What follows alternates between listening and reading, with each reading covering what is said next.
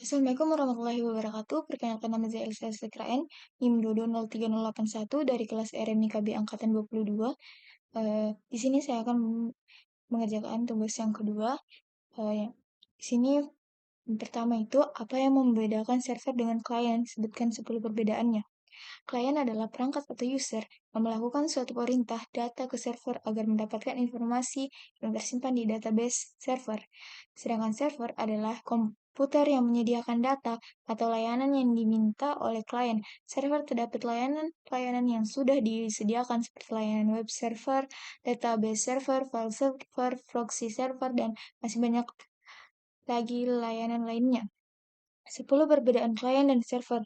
Peran klien adalah perangkat yang meminta layanan atau sumber daya dari server, sedangkan server adalah perangkat yang menyediakan layanan atau sumber daya kepada pengguna.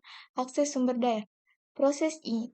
Proses sisi server dapat mengakses sumber daya server seperti CPU, memori, penyimpanan, basis data, dan server lainnya. Sementara itu, proses sisi klien hanya dapat mengakses sumber daya perangkat pengguna. Spesifik. Komputer klien memiliki spesifik yang lebih rendah dari komputer server. Contoh klien adalah web browser seperti Google Chrome, Mozilla Firefox, atau Microsoft Edge. Contoh server adalah server web seperti Apache, NIM, atau IIS. Cara kerja. Klien mengirim permintaan ke server dan server memproses dengan data atau layanan yang diminta. Jaringan. Klien terhubung ke server melalui jaringan, misalnya jaringan internet. Pengaturan keamanan. Keamanan diatur secara terputus oleh server. Biaya operasional. Biaya operasional jaringan klien server cenderung lebih tinggi. Penginstalan dan pemeliharaan. Penginstalan dan pemeliharaan jaringan klien server lebih rumit. Penyimpanan file terpusat.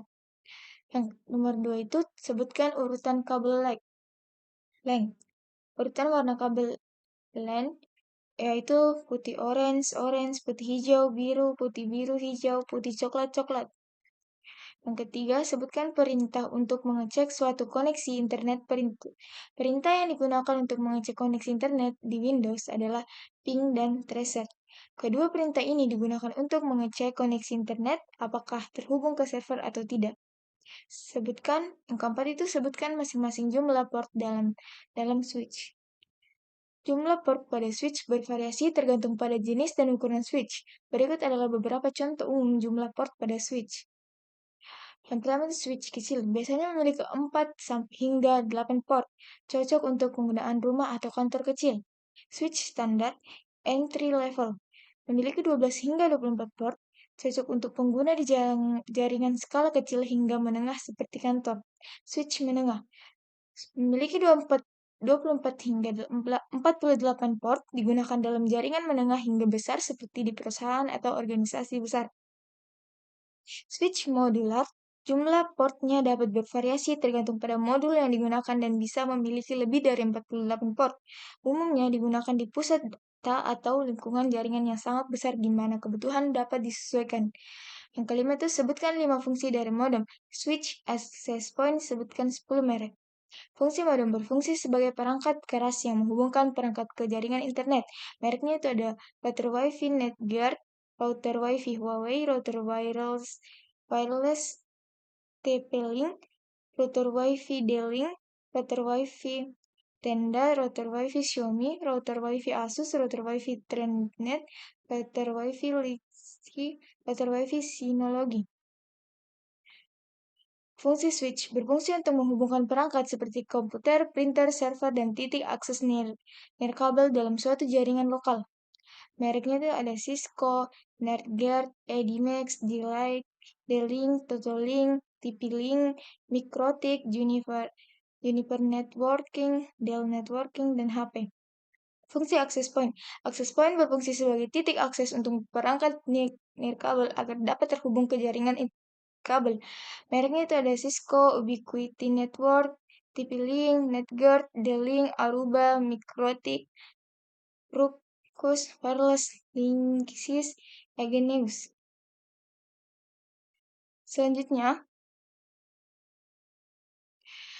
tugas yang kedua yaitu menggunakan aplikasi Cisco Packet Tracer. Nah, di sini saya akan menyambungkan antara komputer yang satu dengan komputer yang lainnya. Di sini ada beberapa bagian. Kita pilih End device, kita ambil PC. Nah, sini saya akan mengganti namanya menjadi DPP. Sini Polyclinic. Sini saya menggunakan connection, kita ambil couple cross, flash internal. Nah, apabila di sini berwarna hijau berarti uh, antara PC yang satu dengan PC yang lainnya itu sudah terhubung. Nah, di sini kita akan memperlihatkan apabila PC tersebut tidak terhubung. Kita pakai strike.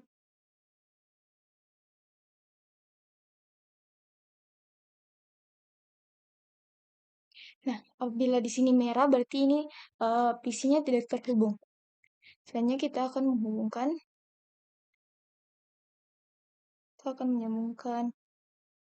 kita akan menambahkan laptop dengan switch.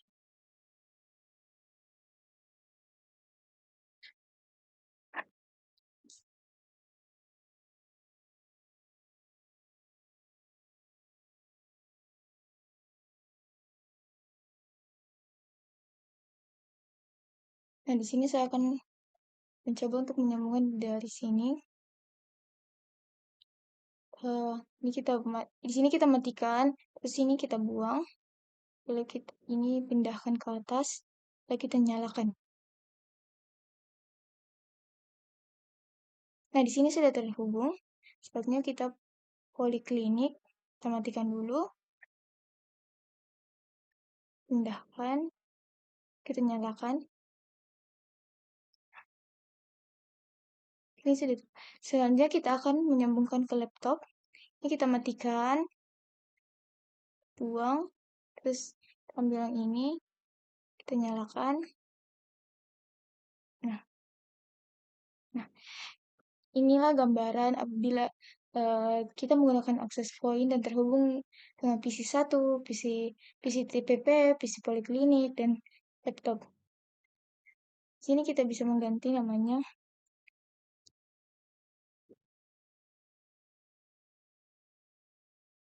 Ah, ini tampilannya ke PC TPP, PC Poliklinik, dan laptop atas nama Elsa terhubung ke akses point.